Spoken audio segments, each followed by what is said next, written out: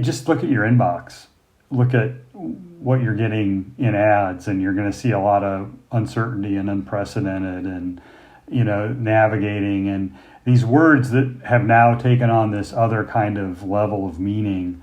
And how can you start to break past that sort of jargon and speak to it in a way that's authentic to you, and have people walk away thinking, oh, wow, man, during this time of uncertainty, I really want to be with them.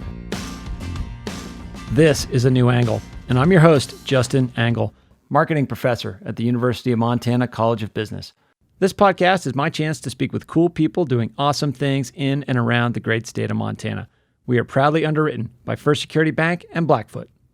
Hey folks, welcome back and thanks for tuning in. One of the big takeaways from this coronavirus crisis has been the notion of acceleration. The virus and our response to it have accelerated and amplified many existing trends and dynamics in our society. Today's conversation digs into how these dynamics are playing out in marketing. There's an instinct to batten down the hatches and cut everything extraneous in a crisis, hoard cash at all costs. Historically, however, the data show that pulling back on marketing during a recession or depression is not a good strategy. So I'm excited to talk about this today with two of my favorite thinkers on all things brand.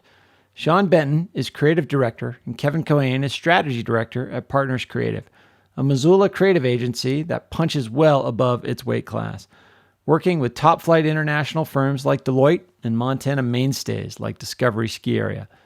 Sean and Kevin and their colleagues are out with a compelling piece of thought leadership, offering some insightful and actionable ideas on how brands can rise to this unique occasion. What they have to say has implications for all brands of all sizes, as well as anyone trying to make sense of what we see in the marketplace. So let's get into it with Sean and Kevin right now. All right, so we're here today with Sean Benton, Kevin Cohen from PartnersCreative. Fellas, thanks for coming on the podcast. Thanks for having us, Justin. Yeah, good to be here. Absolutely. So you two are, first of all, just some of my favorite people in general, but particularly in the marketing realm and particularly in the branding realm, which is kind of my home as an academic. So I'm especially excited for this conversation. This is a unique time for brands. We're starting to emerge from the acute portion of the crisis, at least we sort of hope so.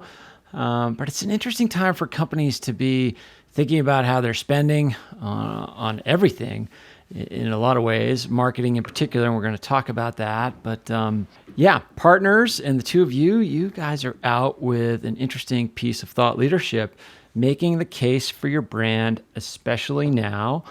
Sean, tell us about this sort of impetus to be thought leaders in this moment. Yeah, we're just seeing a real mix of reactions from brands, and they're looking to find, kind of like you talked about, their footing amid the recession, but also I think the tone of how you have to speak right now during COVID-19. And, one of those reactions has been this sort of curl up in the ball mentality. We want to cut discretionary spending and we want to cut marketing and branding. And I think there are absolutely times when that's, totally the right thing to do. And you have to do that. And it's the responsible thing to do as a business owner. But there's a lot of compelling evidence out there that maintaining or increasing spending, you're going to be able to recover faster. You're going to come out of a recession sooner. And actually, you might even be able to gain market share. And so kind of with that in mind, we looked at creating this SlideShare deck, this deck, and making it pretty broadly available to anybody who wants it, but certainly to our clients, with the idea that CMOs and marketers could use parts and pieces of it to make their case. As you're starting to have these discussions internally about where do we cut spending, how do we shift our funding from maybe one kind of media to another, this might be helpful to those folks. And so we looked at that, and we looked at it, and I'm just going to go ahead and say it right out of the gate, Justin. We looked at it from a couple angles. And one angle that we started with, which I think Kevin maybe ought to talk through a little bit, is the data side of that angle, kind of the research and the background, and looking back in time. Yeah, let's bring Kevin in here. So you kind of can speak to the to the research, the data, and sort of the historical perspective. A lot of this comes out of the work done by Mark Ritson, and historically going way back to Roland Vail, in Depression years. Talk about kind of what we know about spending on marketing during recessions, depressions, etc. Well, what's really interesting about it is that it's completely counterintuitive, and yet through a number of recessions, academic research of the data has shown that you can actually spend your way out of recession, which sounds a little bit crazy. But what was interesting is the original study was done by Vail in 1927, post-Depression, and he actually looked at a bunch of companies that actually increased their spending in terms of advertising. He looked at companies that decreased their advertising, and then people who did no advertising at all. And what was really interesting about it is that the firms that increased their advertising spend in the 3 or 4 years as the Depression ended, they accelerated their market share by something on the order of 20 or 25% over a period of 2 or 3 years. And that advantage flattened out eventually, but it put them on really strong footing as they emerged.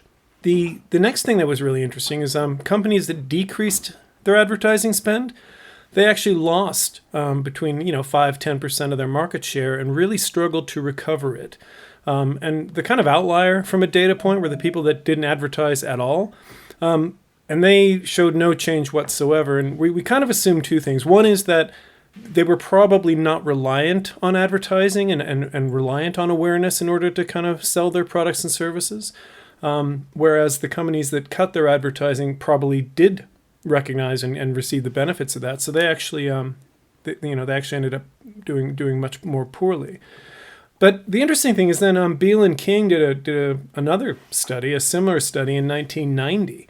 And again, they looked at, during a recession, coming out of the recession in the late 90s, or late 80s, I mean, whether people increase their ad spend by 20%, less than 20%, or decrease their ad spend. And they actually found the same thing, that those organizations that maintained or increased their spend built market share post-recession. And kind of an interesting aside of that study was that, simply staying in the market actually contributed to market share growth, just by having your business survive. Yeah, it would seem like there's a survivor effect there that maybe doesn't necessarily confound the results, but the piece that and we can get into all the reasoning behind spending more money on marketing in a recession or depression, but just the notion that doing nothing, as far as no change, is more effective than cutting that budget is pretty powerful evidence, I would say. Yeah, and I guess the final bit of evidence that we thought was really, really interesting was, it really came out of two studies. One was a Harvard Business Review study in 2010, and the other one is just about increasing your what's called share of voice in the marketplace. And basically, they both said that don't over-index on any one solution when you're looking at how you manage your cash in a recession. So, some people might be tempted to just really reduce headcount and cut employees because it's a huge expense. Or others are like, well, let's get rid of the discretionary stuff like marketing. But the Harvard study showed really that a balanced and very thoughtful approach to actually spending more in some cases was a smart bet. And we'd include advertising in that.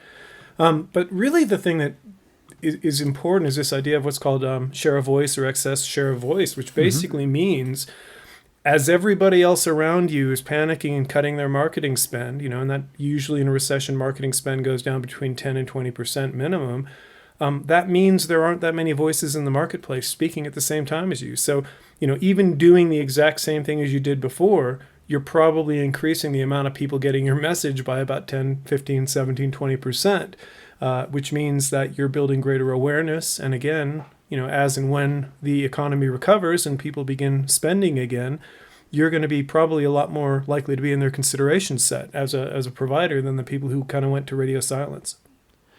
And a lot of that seems like it's being, top of mind. And like you said, in the consideration set. And that's really interesting kind of phenomena, that excess share of voice that simply by, either maintaining or increasing the returns to that as far as the share of that voice in the marketplace are much greater as others are contracting. But within that, it seems like when you're in a crisis, and particularly a crisis like this, when sort of the act of doing business is kind of got some strange political dynamics to it. I don't want to get too much into politics, but how do we sort of think about, if you're going to spend more on marketing, if you're going to get your voice out there, what should that voice be? And how should you be articulating it in a way that's thoughtful and appropriate to the moment? Right. I guess a good example would be if you just took sports programming right now. And so let's talk about inventory first. So purely from an inventory perspective, when things are going really well, lots of people are trying to buy the time that might be available on a network, and naturally that drives up the cost of a TV spot, or it drives up the cost of a banner ad. For that matter, it drives up the cost of something like search engine marketing, where you're just paying per click because you're showing more people that ad, and there's more competition to get that space. Sure. So as that competition, wanes or goes away for that money, the actual rates come down. And when those rates come down, if you're still in the market and still spending the same amount within that, you're actually able to buy more inventory, which means you have the opportunity to, get your message out to more people. And so when we talk about that inventory being, more available and less expensive, that's largely what we mean. When we talk about shifting in channels, probably a good example of that is that if you are somebody who spends a lot of money in sports sponsorships and sports marketing with, say ESPN, to shift away from that channel right now when they don't have the sort of scheduled sports and live events and so forth, and think about, a lot of people are going to Netflix. Well, maybe let's use connected TV. Let's take these assets that we were going to run, these TV spots that we were going to run in this channel, and let's put them in this other channel where we know there's more and more people coming. And so between those two things, that might actually also be a lot less expensive. So between those things, you can find ways to actually use the media spend that you have, just more efficiently and cost effectively. And why that's important is that there's a lot of evidence that, it's not surprisingly, if you've got 10% market share and you have 12% share of that voice, that audience hearing you, the likelihood is you're going to increase your market share. And so what are you seeing with, kind of in the marketplace, that whether it's companies that you work with or companies you're just observing? I mean, I'm sure you've seen cases of people just battening down the hatches and not spending an excess penny on anything. I'm sure you're seeing some people pour on the gas pedal, and kind of anything in between. Talk about some examples of brands in the marketplace that you think are rising to the moment and taking advantage particularly well.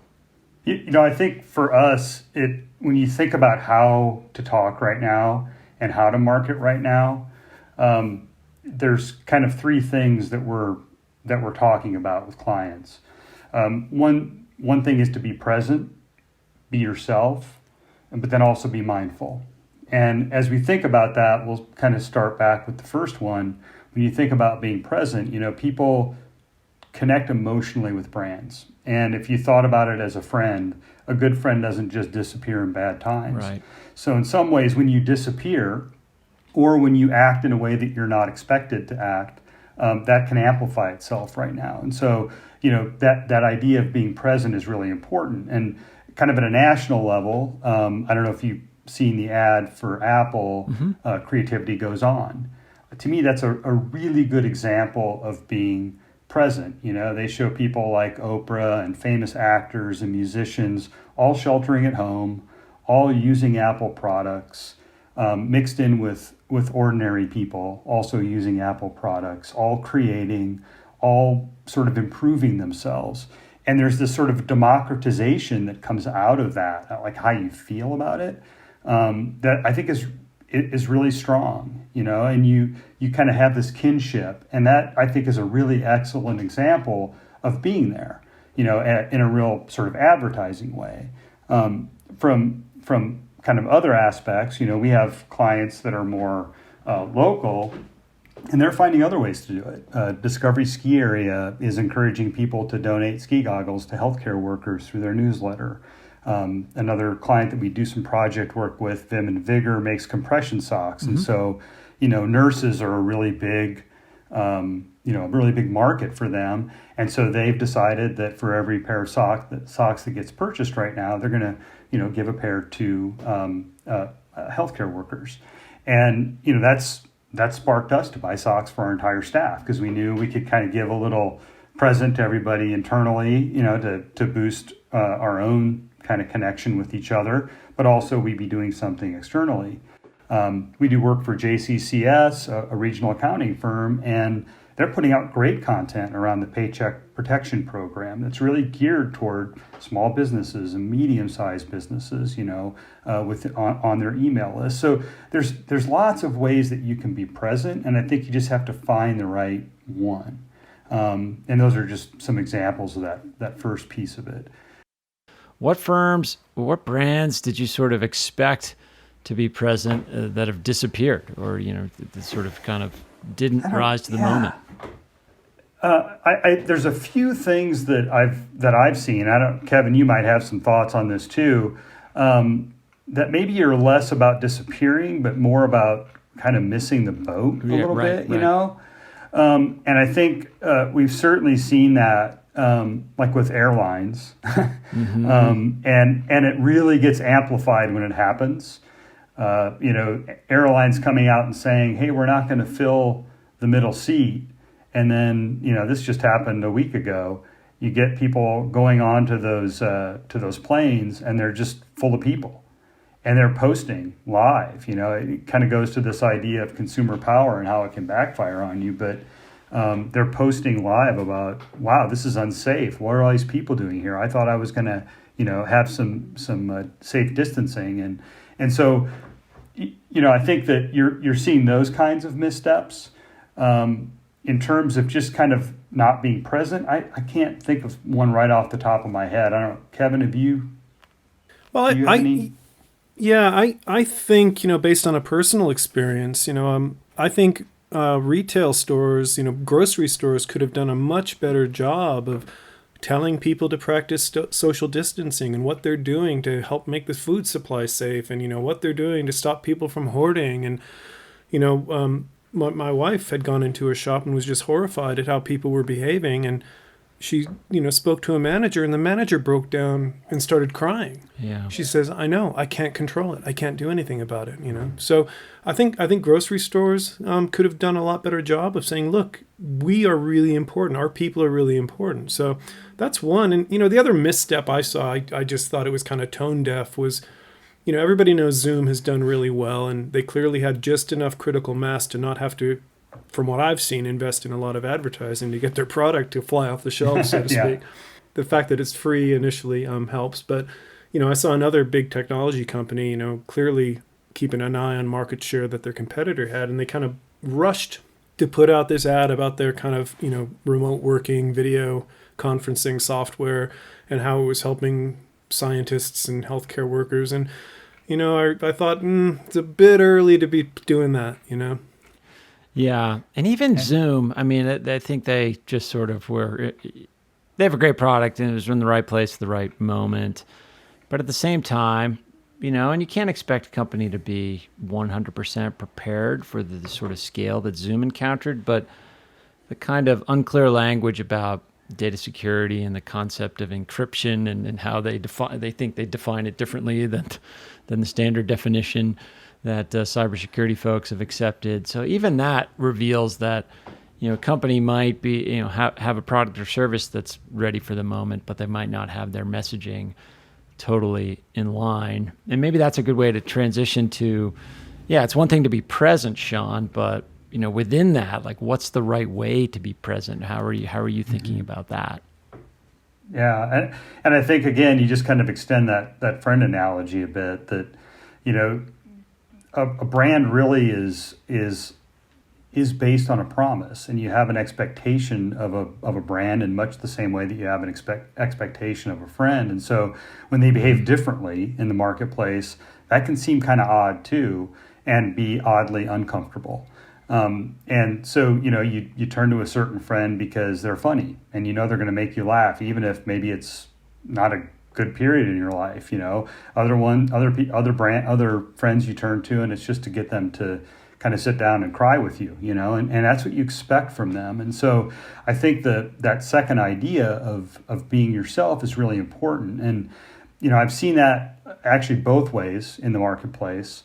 I think the first one that really stuck out to me was just a couple weeks ago that I saw a Burger King spot, and it just cracked me up, and they're irreverent. They take chances. That's what their brand does.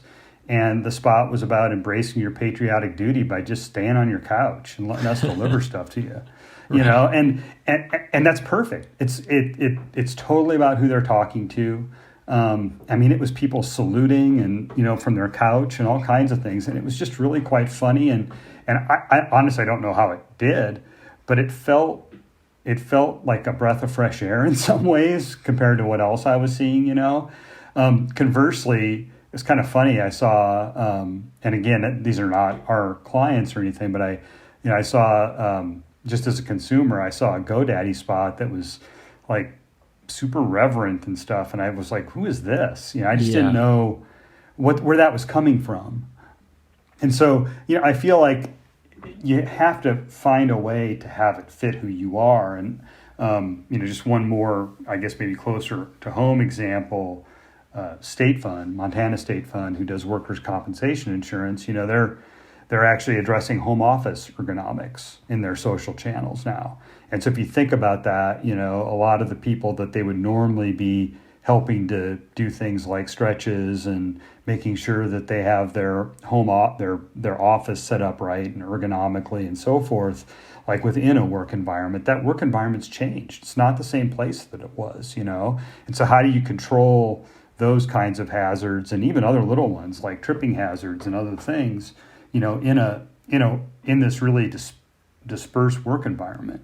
And so they've started to begin to tackle some of that through some of their social and web channels. And, we kind of jokingly talk about, we now have 26 locations as a company, and that's a big part of what you have to be able to account for and solve. You don't want those people getting injured or hurt. You want to help them, be safe from COVID-19 and these other kind of normal hazards of the workplace too. So Sean, there's a third piece here too in your thinking, and that is mindfulness. So and mindfulness is kind of a not necessarily a buzzy term, but people are into meditation and mindfulness practice. How does that work for a brand? What does mindfulness mean for a brand? Yeah, I think we think of it as be mindful of the moment, be mindful of what's happening around you, and maybe in a way that you hadn't been before. You could say be aware, but somehow mindful just feels a little bit more thoughtful about the situation, and that was why that choice of words. And I think it's doing that a lot. Like, it's not just that you do it once and then you put something out and there we go, I guess that's good. It's having those ongoing checks of, am I saying the right thing? And, I can give you a really good example. One of our clients is Deloitte, and, a few weeks ago, we completed a script and we were working through a first cut of a video for them. And that was a few weeks ago.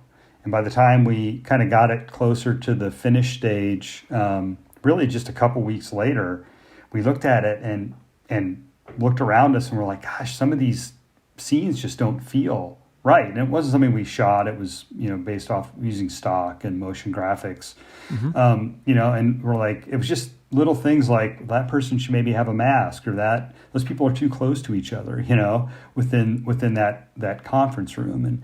And so we went back and we tweaked the script and we placed those shots and the tone feels right, now. And so it's just even those little details of how you think about what you're saying and what you're putting out there, it can just be really important, because I think we're maybe hypersensitive to things around us that we haven't been before as consumers. And you have to be that way as a brand too.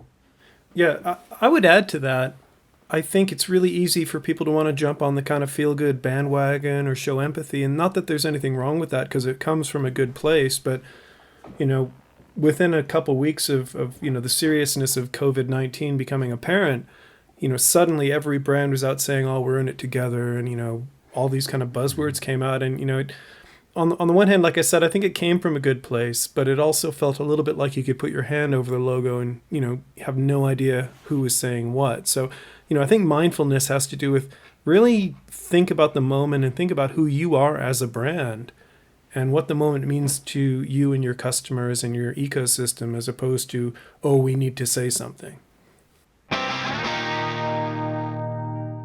A New Angle is brought to you by First Security Bank and Blackfoot, two cool companies doing awesome things all over Montana. This is University of Montana President Seth Bodner, and you're listening to A New Angle. Yeah, it's funny you mentioned that, Kevin, because I had just seen a couple different beer spots, and one is from Budweiser. And these are a little bit older examples. They were kind of near the beginning of the shutdown. But the one from Budweiser really felt like it was trying, like it was like purposefully, I guess, just trying to be a part of the story. And it was comparing essential workers to sports by, talking about warriors and all these different, mascots and so forth, and reds and blues, and talking about this Bud's for you, and these are the real heroes, that sort of thing. And, conversely, Guinness comes out at the same time and implores people to stay at home and enjoy a pint on St. Patrick's Day instead of going to a parade. Make your own corned beef, because what this is really about, is friends. It's about people getting together. Find your way to do that and share a pint, and like that feels like that's in their wheelhouse, that's staying in your lane and being who you are and being mindful of how that reflects on what's happening in the world. And I think that's a good example of two big brands, one, I think, reaching a little bit and maybe even feels more so that way now, and one staying a little closer to the core of what it means, to enjoy each other in a different way. So I don't want to necessarily put you two on the spot and pull back the curtain too much on how you make the magic happen, but how do you, if you were an advisor to Bud or you were an advisor to Guinness, how do you help them get to that wisdom? I mean, because one of the things we struggle with in class sometimes, in branding class, marketing class in general, when you see a brand messaging done well, it's sort of like watching Michael Jordan play basketball. It kind of looks effortless. Yet that effortlessness sort of belies the volume of work and thought and repetition that goes into landing on that message that has the right mix of being present, of being you, and being mindful. Can you talk about like how you help a brand get there, how you help a person get there, how you help people sort of find this voice? Well, you'll probably get some very different responses from both Sean and myself, because we sort of come from different worlds. Perfect. So a couple angles. I bring a couple tools that I use all the time. One is a beginner's mindset. Don't think you know everything. Don't think you've done it before. Don't think that there's some magic solution. The blank sheet of paper can be a really great thing, because, you look at every moment, every opportunity with a client as something, okay, we don't have to do it the way we did it last time. And that's where I think you see bad creative and bad advertising. It becomes part of a machine because it worked in a different situation. So that's one. I think the second thing that's really important is, all that effortless advertising. I guarantee you there were fierce arguments in the creative bullpen. You gotta have people on your team who challenge you as much as they irritate the hell out of you, they call your statements. I guess the third thing I would say before we hand over to Sean is, understand your brand. You wonder why brands spend all this money and time on vision, mission, values, what's their purpose, all that kind of stuff. And these are the times when you really dust those off, if they've got a bit dusty maybe, but really think about what's right for us. who are we? Because that will shine through, as opposed to if you're trying to do something else. And it's got to be, for some of these businesses that are just sort of kicking and screaming to survive, to maintain the amount of cash they need to make payroll, or, it's got to be really hard to kind of free up the mind space to be able to have that kind of deep introspective thinking, particularly if you've lost sight of it, or like you said, it's kind of dusty and on the shelf. Sean, talk about your process a little bit. Yeah, I think actually my process, interestingly enough, starts right where Kevin kind of left off, and that is know the brand. Mm-hmm. And partly I think that's the brand itself. It's partly the people that you're working with to do those ads, and making sure that you do go back and say, okay, this is who we are. How does that brand behave? How did it behave in a situation a year and a half ago that might not have been quite as acute, but still, was maybe a moment where we, stumbled or we had to recover in some way. I feel like that's really important. It's really important probably to look at the pieces of it and decide what makes the most sense now. And so, like with any given brand strategy or brand platform, you're going to have different message pillars, different things that you're looking at and saying, okay, we want to talk about being super innovative, or we want to talk about being really reliable, or our voice is very human, things like that. And there are going to be parts of that you're going to look at, and they're going to naturally tell you, accentuate that. Right now, we want to be more human, right? This isn't about talking about rapid innovation to change the world necessarily in that kind of big way. It's how do we use that part of our brand? Mm-hmm. How do we use our longevity to help support that people can be confident in us? And so I think it's understanding that first, because you kind of have to understand yourself. For some clients, I think the other part of this is just understanding customers in a way that maybe, even a few years ago you couldn't, and so we see a lot of bigger companies in particular tapping real-time customer data in lots of different ways. It can be social sensing, where they're paying attention to what's happening on social channels and how people are talking about issues, what's really taking, kind of the lead role in their lives and what's not, that sort of thing. It can be your own customer data, what's happening with your customer service department versus what's happening in how people are buying things. What kinds of items are they buying now versus what they were buying before? All of that can cue you into how your brand should behave.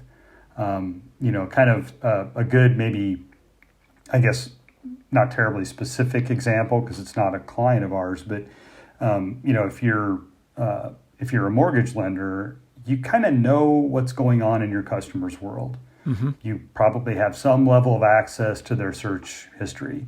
You know that they've made attempts with you to restructure a loan. You know what their rate is currently. You know their payment history. You know where they work, how they get paid. I mean, you know a lot of this stuff.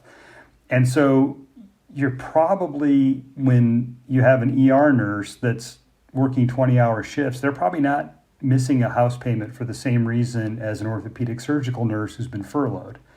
And in some ways, at certain levels, it's kind of on a brand to understand that relationship, and not necessarily to speak to both of those customers in the same way. The tone, the timing, whether you retarget them, whether you turn ads on and off, what kind of offers you send them, all of those things might vary based off of what you now know that you couldn't know before. And so I think that's getting pretty granular in terms of the service, but you can see the level of connection that you can have, and that brands really are starting to piece together through data, and that can actually give you a pretty big leg up, and you can definitely see brands that have that are maybe doing a better job. And I think we probably know, even within our own, email lists, people that are sending us the right kinds of messages at this time, the ones that feel like they're striking, the right chord. Thinking about that example, Sean, I mean, it's very customer centric in that the better understanding of your customer, the better you can sort of shape your product to their immediate needs and how those needs might be unique in this moment. But also thinking about how that level of agility in a brand and its customer interface, that requires a certain internal culture and a certain internal way of operating. And I would guess, like, for the best brands, like, the brand is as internal as it is external. Kevin, when you're working with brands and developing strategy, how does this sort of finding your voice for this moment both operationalize outside the brand and inside the brand? Yeah, well, I'm a huge believer in the fact that, great brands are always built and delivered from the inside out. I spent the first half of my career in, employee engagement and organizational development, that sort of thing. And, what your brand is it's two sides of a coin, which is what you're saying externally and then what you're doing in order to deliver on that internally at the business. So I think you're absolutely right that understanding the effect that changes are having on your employee population, being very clear, unequivocal in how you communicate, being empathetic in how you communicate is really, really important. Because, at this stage, for most businesses, those people who are fortunate enough to have not been impacted in terms of their employment, they're still feeling disconnected from their coworkers. They're feeling scared about losing their jobs. They're wondering, is the business making enough money for me to keep my job in the next 6 months? And my advice is always communicate more, not less. To Sean's point, go back to your brand and who you are as an organization, whether you've got 3 employees or 300,000.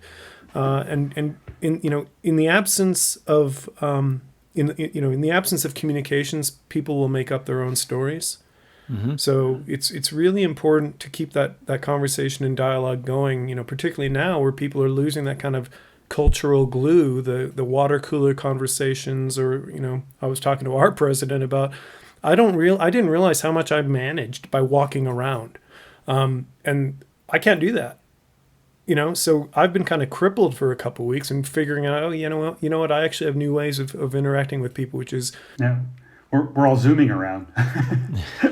yeah, we're all zooming around instead of walking around, right? Yeah. Yeah, and I just did it. I just got on Zoom or got on Google Hangouts. They're all interchangeable now, right? And just checked in on a couple of my team members. And, I think one is be really, really clear on, how you're communicating with your people and supporting them on navigating this time so that they can, one, be safe and productive, and two, deliver on whatever that promise is you're making to your marketplace. Yeah, and I was just going to add one quick thing to that.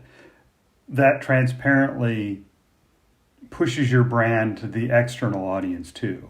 Mm-hmm. Your customers feel that or see it sometimes very directly. You have companies like Patagonia coming out and saying when they were, and REI actually for that matter, saying they were not going to furlough people or lay people off when they closed down some of their stores temporarily, and that's what I expect from them. I expect that. Now there may be a point in time where that's not realistic anymore. But that reinforces to me that they're the company I thought they were. And they didn't make a big fancy announcement about it. It just kind of percolated out and you found out about it. But I think that's how you treat your people translates that brand externally too. There's an example of someone who I think really, really damaged their personal brand and the brand of one of their businesses, which is Richard Branson and Virgin. So when air travel got hit really hard, clearly he basically just said to all the Virgin Atlantic employees, I want you all to take a furlough. Thank you very much, until we get back on track. And that, for people who know Richard Branson and his personal brand, it just felt completely 180 degrees from what you would have expected from him. And I don't know the ins and outs of it. And, I'm sure there are financial considerations that are not insignificant, but that was an example of somebody really, really who used to be the champion of, you start with your employees going completely, back on what they promised. And that kind of gets to the power of like standing apart, right? Richard Branson, Virgin, they stood apart in many ways. Like when you thought of Virgin Atlantic, I don't know what the proper brand name is right now, but like you had this distinct conception of something that's different. It's a different type of airline. It's a different type of company. It's a different type of CEO. And then when he sort of reveals some true color of a sort and brings him back to the fold of just, any old corporate businessman. How are you thinking about this notion of standing apart when we're thinking about these opportunities to distinguish yourself in this communications environment? I think the real way to stand apart right now is really look at how this kind of new world we live in and how technology helps you do things differently and hopefully better.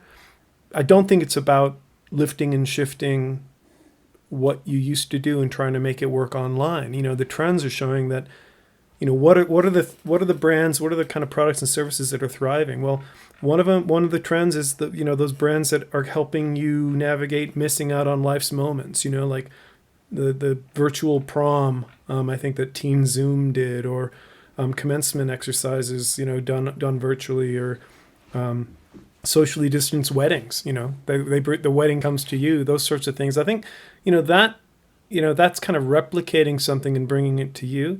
But I also think thinking differently about how technology and how our use of technology and how we relate to other people can actually be used, in a pure marketing sense to get you closer and faster to the people you want to be speaking to. One of the projects we're working on right now with a client is, big technology organization that typically works on big trade shows. Goes to big tech events, and people walk up to the booth and talk to their salespeople, and that's how they get leads. And now technology probably gives them an opportunity to very quickly create intimate, valuable, interesting conversations with people who are probably pre-qualified more so than you can do than some person who's got time to walk up to you in a booth. So, I think we're seeing brands do more of that, and I think that's going to continue.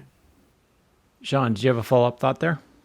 I guess there's a couple different pieces to it, and Kevin went into the sort of changing how you think side of it.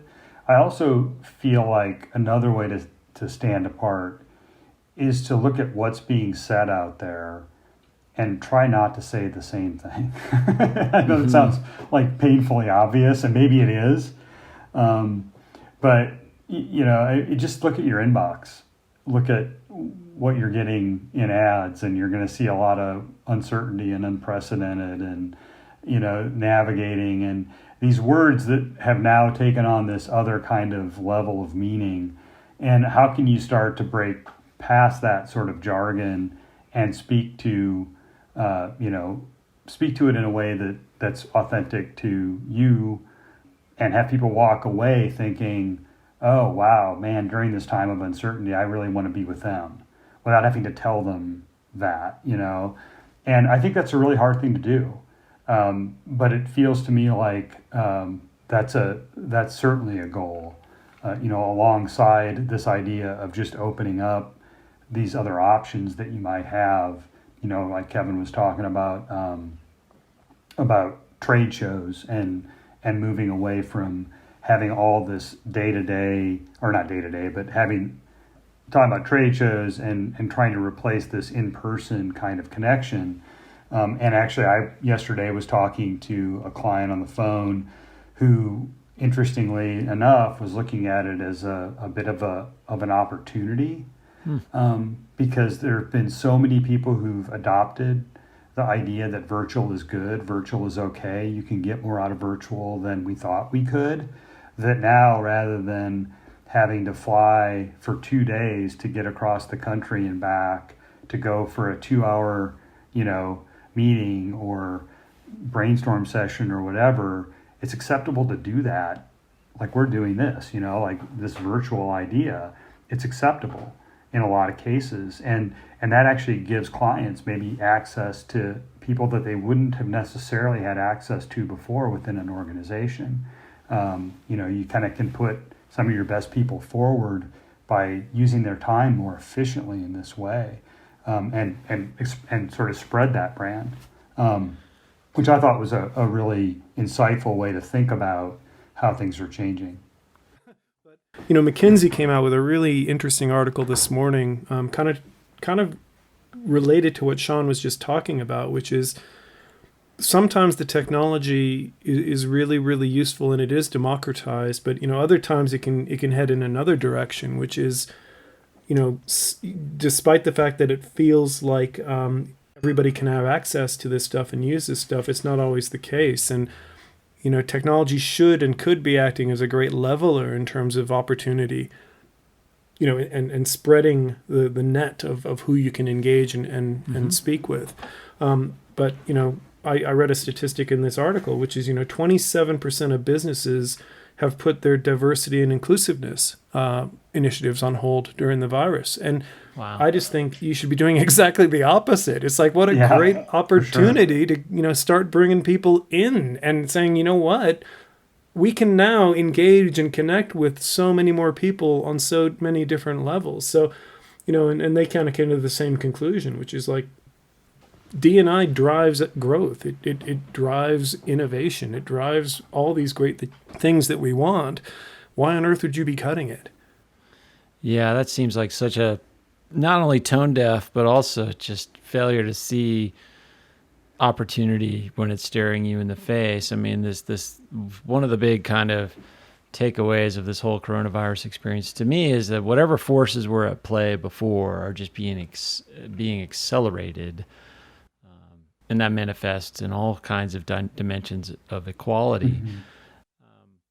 And it makes me think also, like within your own organization, I mean, this has been tremendously disruptive. You all have had a vibrant kind of office culture, yet you're in professional services, and that's work that can adapt to working at home or distributed offices or whatever pretty smoothly relative to other operations. What have you learned about your own organization through this process? It is funny. It's I think the first thing that I would say that I personally have learned is how resilient people are individually within our organization, to be able to get up and get things kind of up and running and moving forward within their own worlds. And I have a ton of respect. I mean, it's like in some ways I have it really simple. I don't have kids, and so I'm not trying to homeschool people at the same time I'm trying to do my job, and I'm not sharing my new office space with a bunch of other people, and we certainly have employees who are. And so I think that's the first thing that I saw, is that just this kind of, okay, let's make this happen, and as a company, we supported that. We allowed for people to have money to spend on their home offices. We helped make sure that they had the right kind of technology and get it up and running and connect.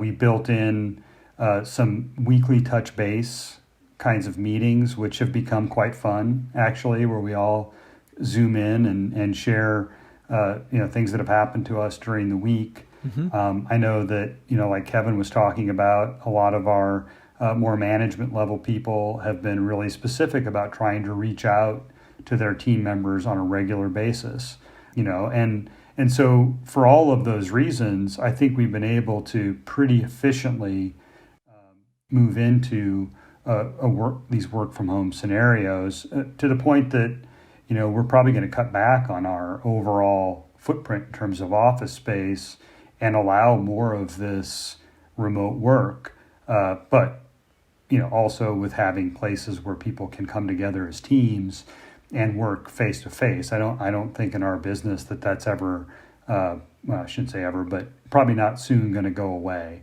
I have a feeling that that's really important. It's an important part of our connection with each other, and so we want to do that. But that model is going to look a little bit different, and it's going to be time to when you need that kind of face-to-face and what situations are going on in your life. And in some ways, it's kind of the promise of technology and the future of work is coming together in a way that we maybe hadn't thought it was going to quite this fast. And we're certainly embracing that as a company. It's interesting. The only thing I would add to that is in a very tactical, operational, day-to-day way, how the technology has required us to add some texture and nuance to how we communicate. We have very detail-oriented deliverables for clients that have to be right, and they move very quickly, and they have a lot of people touching them as they move through, from strategic messaging to creative concept to design to getting them put into a digital format to getting them put out there into the world. So all kinds of processes that require a lot of collaboration. And to me, what's interesting is we've had a couple hiccups that we've learned from that. The kind of unspoken body language, the things that communicate so much sometimes get lost online. And finding ways to make sure you for me in particular, but being really clear and really specific, because if we have 5 people going onto a thread on Basecamp, which is something we use a lot, it can get really confusing really fast. And I'm sure all organizations that are doing this are dealing with this. It's like all of a sudden we're kind of finding our way through this new way of managing a project online, and it's challenging, but it's actually quite interesting to be a part of. Yeah, kind of learning so much as we go, not only about our people, but about our processes and sort of what you need to create what you were able to create before, and then how the current environment maybe allows you to create in new ways or create new things that you hadn't considered before. Okay, so it occurs to me over the course of this conversation that the two of you and Partners Creative in general, you're kind of living the ideas that you put forth in this new piece of thought leadership, making the case for your brand, especially now. If folks out there listening want to learn more about your work at Partners and maybe get access to some of the ideas that you're articulating here today and in this deck, where would you direct them? So, you can read the deck, you can get it, download it, and you can also access, I think just as importantly, the research that supports it. So, there's a lot of great thinking within that too, that we didn't specifically draw into our deck. And you can get all of that at www.partnerscreative.com/makingthecase. And that's all one word, no spaces or dashes or any of that kind of thing. So partnerscreative.com/makingthecase. And you can find that kind of all of this thoughtware there. And then you can also from there check out our website if you want to see some of the work we've done. Awesome. Well, great thanks to the two of you for joining us today. I look forward to our next meeting in person. And yeah, just always fun to geek out on all things brand with two of my favorite people in the business. Happy trails. Thanks a lot, Justin. We appreciate it. It was fun. Thanks for listening to A New Angle. We really appreciate it. And we're coming to you from Studio 49, a gift from University of Montana alums Michelle and Lauren Hansen. And remember that A New Angle is supported by CED, Consolidated Electrical Distributors. These guys pretty much sell anything electrical you would ever need, but they also hire a ton of our students. If you want to learn more about jobs at CED, visit cedcareers.com. Before we go, I want to thank some important peeps. Our awesome interns, Aspen Runkle and Max Gibson, Jeff Ament, John Wicks, and VTO for the tunes, and finally, props to Jeff Meese, our master of all things sound. Finally, if you have any questions, suggestions, comments, insults, whatever, please email me at anewangle@umontana.edu. Help us spread the word, and be sure to use the hashtag #anewangle when you do. Thanks a lot, and see you next time.